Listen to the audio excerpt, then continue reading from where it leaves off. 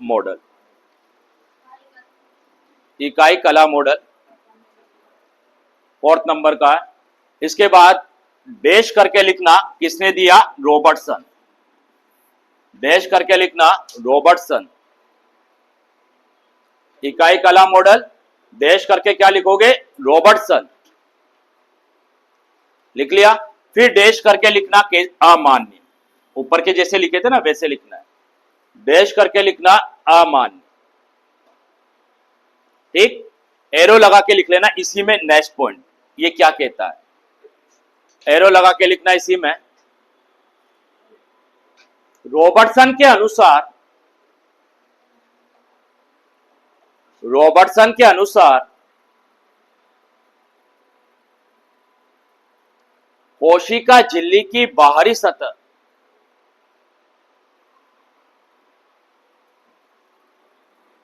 कोशिका झिल्ली की बाहरी सतह तथा कोशिकांग की बाहरी सतह, कोशिका झिल्ली की बाहरी सतह तथा कोशिकांग की बाहरी सतह एक समान पदार्थ से मिलकर बनी होती है। एक समान पदार्थ से मिलकर बनी होती है। एक समान पदार्थ से मिलकर बनी। और लास्ट मॉडल लिख लीजिए 5th नंबर का, तरल मोजेक मॉडल। तरल मोजेक मॉडल, लास्ट मॉडल लिखिए तरल मोजेक मॉडल। तरल मोजेक मॉडल डैश करके लिखना खोजकर्ता सेंगर व निकोलसन। खोजकर्ता सेंगर व निकोलसन। खोजकर्ता सेंगर व निकोलसन। नेक्स्ट पॉइंट लिखना, डबल स्टार लगा लेना नेक्स्ट पॉइंट। यह एक मान्य मॉडल है, यह एक मान्य मॉडल है, यह एक मान्य मॉडल है।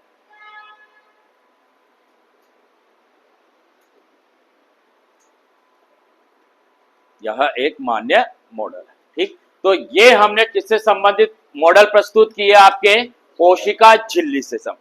क्वेश्चन डायरेक्ट आएगा कि कौन सा, एक तो वहां से आएगा इसको किस नाम से किसने कहा, तो खोजकर्ता वहां से हम कल देख चुके थे। प्लाज्मा लेमा किसने कहा, प्लाज्मा मेम्ब्रेन किसने कहा, ये हम कल लिख चुके थे। उसके बाद मैंने बोला था कई मॉडल प्रस्तुत किए, तो ये सारे मॉडल किसके द्वारा किससे संबंधित थे? कोशिका झिल्ली से। और ये सारे मॉडल कैसे थे? अमान्य। लेकिन ये मॉडल कौन सा था? मान्य मॉडल था, जो किसके द्वारा प्रस्तुत किया गया? सेंगर और निकोलसन के द्वारा प्रस्तुत किया गया। अब क्या आते हैं? कोशिका झिल्ली के कार्य। तो नेक्स्ट टॉपिक लिखना कार्य। नेक्स्ट टॉपिक लिखना कार्य। कार्य। अब इसके कार्य क्या है समझ। बाहरी आवरण बना रही है ना, जंतुओं का भी बाहरी आवरण है और पादपों में लगभग कोशिका भित्ति के बाद बाहरी आवरण है। तो यह कोशिका झिल्ली जो है, यह कोशिका को आकार व आकृति क्या करती है? प्रदान करती है। क्या आकार और आकृति क्या करती है? प्रदान करती है। तो फर्स्ट कार्य लिखना, यह कोशिका को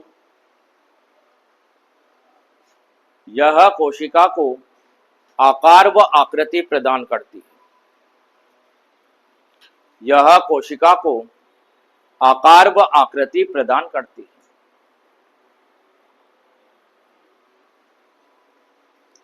और एक और कार्य लिख लीजिए। देखो ये बाहरी आवरण है ना, तो बाहरी आवरण है तो पदार्थ आवागमन करेंगे या नहीं करेंगे? जब पदार्थ आवागमन करेंगे तो पदार्थों को अंदर जाना, तो कौन सी क्रिया? एंडोसाइटोसिस। कौन सी क्रिया? और बाहर निकलना एक्सोसाइटोसिस। कौन सी क्रिया?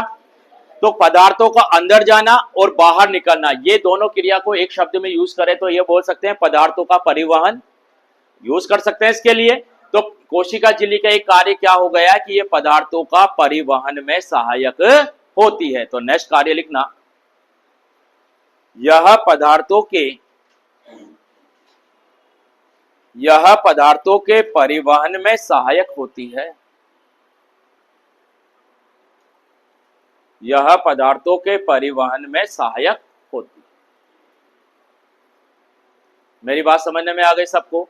तो ये अब ध्यान से समझना, हमने ये किस टॉपिक पे बात की है? हमने कोशिका की आवरणों पे बात की। किस पे बात की है? आवरण। मैंने फर्स्ट क्लास में कहा था, मैं कहा हम लोग स्टडी जब टॉपिक पढ़ेंगे तो अंदर, बाहर से अंदर की ओर चलेंगे। अभी तक हम बाहरी आवरण पढ़ चुके हैं। कोशिका भित्ति पढ़ ली क्या? अरे उकारे बरो पढ़ ली ना? कोशिका झिल्ली पढ़ ली हमने। अब इसके क्या करेंगे? हम लोग अंदर प्रवेश करेंगे, और अंदर प्रवेश करते हमें क्या नजर आएंगे? जीव द्रव्य।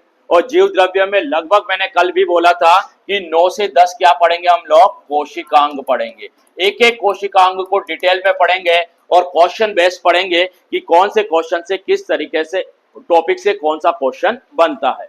इस तरीके से हम इसे क्वेश्चन बेस्ड तरीके से क्या पढ़ेंगे? एक एक कोशिकांग पढ़ेंगे। तो ये तो हमने आवरण पढ़ लिया।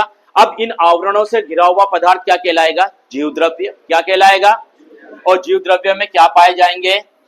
और हम एक एक कोशिकांगों को क्या करेंगे? स्टेप बाय स्टेप पढ़ना शुरू करेंगे। तो एक लाइन लिख लीजिए, कोशिका झिल्ली कंप्लीट हो गई। एक लाइन लिख लीजिए ताकि हम अब टॉपिक पे आए। तो लिखना, बाहरी आवरणों से, बाहरी आवरणों से घिरे हुए पदार्थ को, बाहरी आवरणों से घिरे हुए पदार्थ को जीव द्रव्य कहते हैं। जीव द्रव्य कहते हैं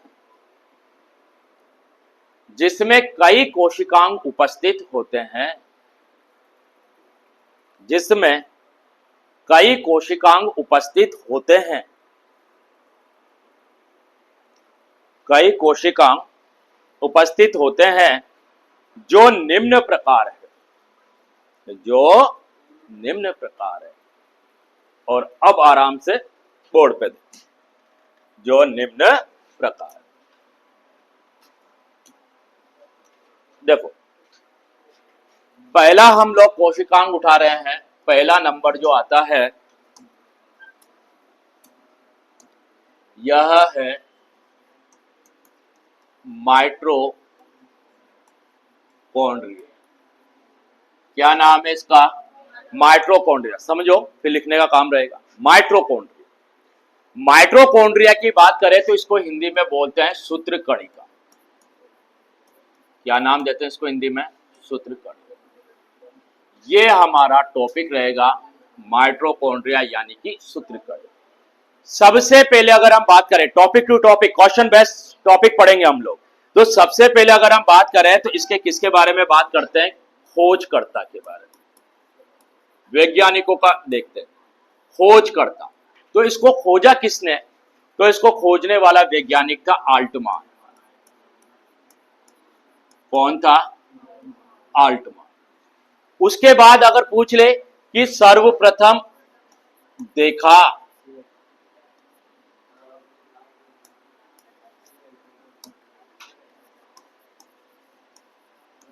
सर्वप्रथम देखा, खोजने की बात अलग है, देखने की बात है।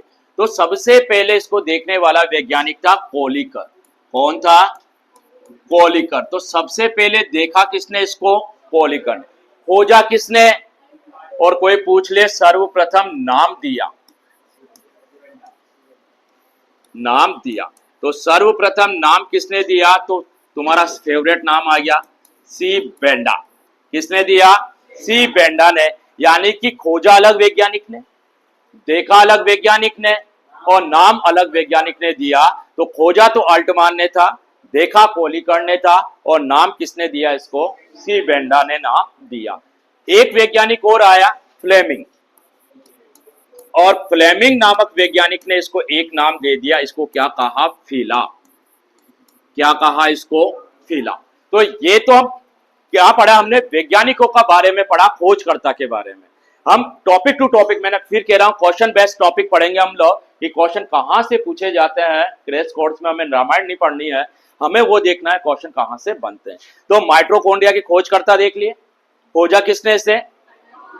देखा किसने? नाम किसने दिया? और फीला किसने कहा? फ्लेमिंग में। उसके बाद आता है इसके अन्य नाम। नेक्स्ट टॉपिक कौन सा आता है? अन्य नाम, कि इसको किस नाम से जाना जाता है। तो हमसे कभी पूछ लेता है अन्य नामों से, तो इसका पहला नाम है कोशिका का शक्तिग्रह। पहला नाम क्या है इसका?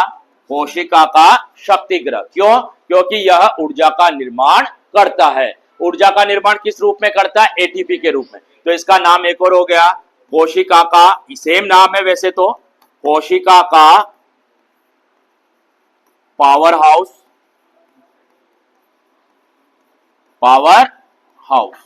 और किस कारण बोला? एटीपी के कारण। ये तो इसके बेसिक नाम हो गए। और क्या बोलते हैं इसको समझना। इसमें स्वयं का, ये दो ही पदार्थ, दो ऑर्गन ऐसे पढ़ेंगे जो खुद का क्या करते हैं? डीएनए लेके चलते हैं। कोशिका के डीएनए पे निर्भर नहीं होते हैं, खुद का डीएनए लेके चलते हैं। इसका खुद का डीएनए होता है माइटोकॉन्ड्रिया का, इसलिए इसको एक नाम और दे देते हैं, अर्ध स्वायत्त अंग। क्या नाम दे देते हैं इसको? अर्ध स्वायत्त अंग। तो इसका एक नाम और होता है अर्ध स्वायत्त अंग। ये तीन नाम तो देख लिए। एक नाम और होता है इसका, यहां लिख देते हैं। इसका एक नाम और होता है, इसको बोलते हैं कोशिका में कोशिका। खुद का डीएनए है ना, तो ये तो अपने आप में ही है, तो इसको हम क्या नाम दे देते हैं? कोशिका में कोशिका। तो ये सारे नाम किसके हैं? आपके माइटोकॉन्ड्रिया के। खोजकर्ता हो गए, अन्य नाम हो गए। बस इसी पैटर्न पे क्वेश्चन आएंगे, क्योंकि खोज पहले हमने वैज्ञानिक पूरे देख लिए, फिर इसके अन्य नाम देख लिए। अब तीसरा जो पॉइंट आता है वो आता है इसकी स्ट्रक्चर पे। किस पे आता है? संरचना पे। तो जो हम नेक्स्ट टॉपिक पढ़ने जा रहे हैं वह कौन सा है? इसकी संरचना। अब माइटोकॉन्ड्रिया की अगर हम लोग संरचना की बात करें तो ये कैसे स्ट्रक्चर होती है, देखो मैं बताता हूं।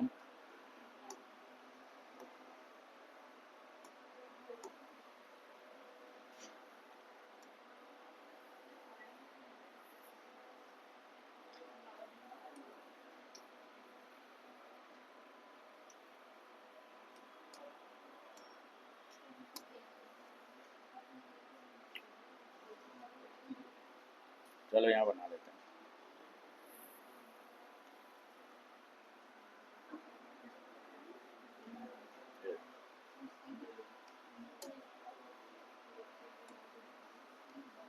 ये इसका बाहरी आवरण होता है।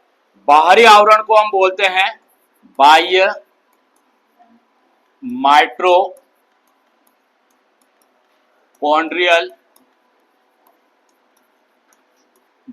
माइटोकॉन्ड्रियल परत या झिल्ली बोले। बाहरी आवरण को हम क्या नाम देते हैं? बाह्य माइटोकॉन्ड्रियल परत या झिल्ली। आंतरिक जो आवरण होता है, इसका आंतरिक आवरण अंदर की ओर होता है और इस तरीके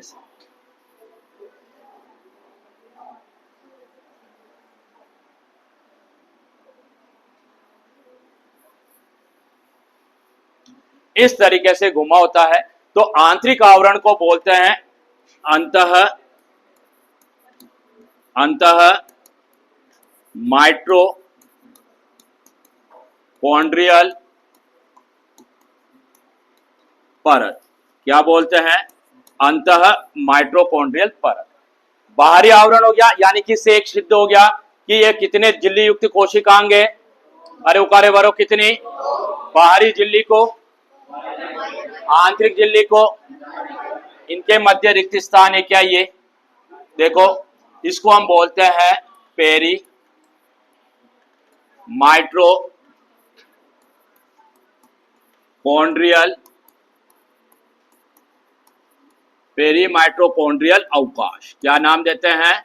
पेरी माइटोकॉन्ड्रियल अवकाश।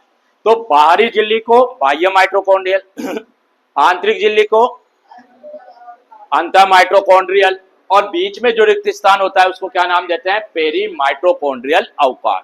ये तो इसके बारे में हमने बात की। अब क्या होता है, जो ये आंतरिक झिल्ली है, यह आंतरिक झिल्ली अंदर की ओर उंगली नुमा प्रवर्ध बनाती है। इन उंगली नुमा प्रवर्ध को आप क्या नाम देते हो? क्रिस्टी। क्या नाम देते हो? क्रिस्टी। तो ये जो उंगली नुमा प्रवर्ध बनते हैं इसको हम क्या नाम देते हैं? क्रिस्टी। और क्रिस्टी पर ये रैकेट के समान कण पाए जाते हैं। इसे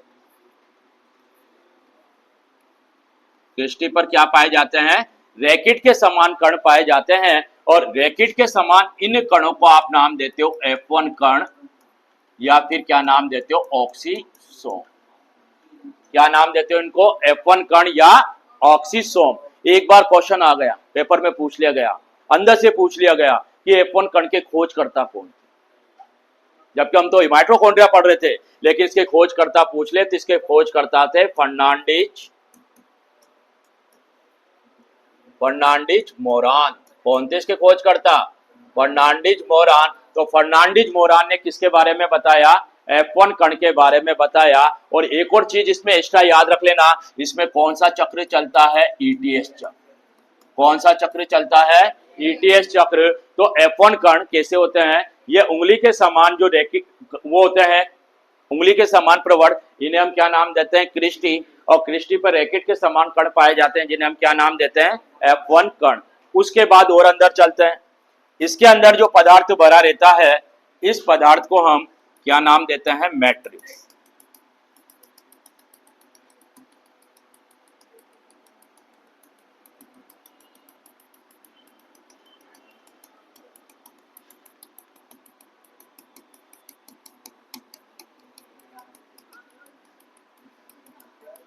ये जो पदार्थ है, इस पदार्थ को हम क्या नाम दे देते हैं? मैट्रिक्स। तो ये वाला पदार्थ आपके क्या नाम कहलाता है? मैट्रिक्स। क्या कहते हैं इसको? मैट्रिक्स। लेकिन याद रखना, ये जो तरल पदार्थ है, इस तरल पदार्थ को हमने क्या नाम दिया? मैट्रिक्स। लेकिन इसमें स्वयं का डीएनए पाया जाता है, बोला था ना। तो इसमें स्वयं का जो डीएनए पाया जाता है, उस डीएनए का नाम है माइट्रोडोम, यानी कि स्वयं का डीएनए। क्या पाया जाता है इसमें? स्वयं का डीएनए, जिसे हम क्या नाम देते हैं? माइट्रोडोम, यानी कि इसमें स्वयं का क्या होता है? डीएनए। पूरी बायोलॉजी में याद रखना, 3 नाम याद रखना कोशिकाओं: माइटोकॉन्ड्रिया, हरित लवक और प्रोकैरियोटिक कोशिका। रिपीट कर रहा हूं, माइटोकॉन्ड्रिया, हरित लवक और प्रोकैरियोटिक कोशिका। ये 3 नाम ऐसे हैं जहां पर 70 इस प्रकार के राइबोसोम, बाकी सब जगह कैसे पाए जाते हैं? 3 नाम कौन से हैं? पहला, दूसरा, तीसरा। तो ये 3 नाम ऐसे हैं जहां पर कौन से पाए जाते हैं? आपके राइबोसोम। 70 इस प्रकार के राइबोसोम पाए जाते हैं। क्या पाए जाते हैं? 70 इस प्रकार के राइबोसोम पाए जाते हैं। तो इस तरीके की जो संरचना, और भी कई सारे कोशिकांग पदार्थ वगैरह होते हैं जो पाए जाते हैं, लेकिन हमने जो मेन पदार्थ है वो पढ़े। तो सबसे पहले हमने खोजकर्ता देखे, फिर अन्य नाम देखे, फिर इसकी बेसिक स्ट्रक्चर देखे। अभी बहुत सारी स्ट्रक्चर बाकी है इसकी, कि यह जो है सबसे ज्यादा सामान्यतः एक कोशिका में, अगर माइटोकॉन्ड्रिया की बात करूं तो एक कोशिका में ये कितना होता है? एक सेल में इसकी संख्या मानी गई है 1000 से लगभग 1500 या 1600 होता है। लेकिन एक केओस अमीबा होता है। कौन सा अमीबा? केओस अमीबा होता है, जिसमें इसकी संख्या होती है 5 लाख। कितनी होती है? लेकिन एक शैवाल और पाया जाता है, माइक्रोस्टेरियाज। कौन सा शैवाल होता है? माइक्रोस्टेरियाज, जिसमें इसकी संख्या केवल कितनी होती है? 1 माइटोकॉन्ड्रिया। तो अगर पूछ ले सबसे ज्यादा माइटोकॉन्ड्रिया, केओस, और सबसे कम किसमें? माइक्रोस्टेरिया शैवाल। तो इस तरीके से हम लोग किसके बारे में पढ़ते हैं? इसकी संरचना के बारे में पढ़ते हैं। वैज्ञानिक नाम हो गए, अन्य नाम हो गए, संरचना हो गई। संरचना के बाद लास्ट में बचता है इसके क्या? कार्य। कौन सा टॉपिक बचता है? इसके कार्य। ये हर टॉपिक में हम डिस्कस करेंगे। यही पैटर्न रहेगा हर एक कोशिकांग को पढ़ने का ही, क्योंकि क्वेश्चन बेस यही होता है: खोजकर्ता, अन्य नाम, संरचना और लास्ट में कार्य। ऐसे एक ऑर्गन कंप्लीट। ऐसे लगभग 9 से 10 ऑर्गन हम सारे डिटेल में पढ़ेंगे। तो आपको क्या करना है? पहले तो ये वाला प्रोसेस, ठीक है, ऐसा कैसा, उसके बाद में ये संरचना, ठीक है, ये वाला मत लिखना, ये वाला, ये संरचना बनाना, उसके बाद में मैं इसकी थ्योरी बनाऊं। उतार लो इसको, और थोड़ी स्पीड से उतारना है ना।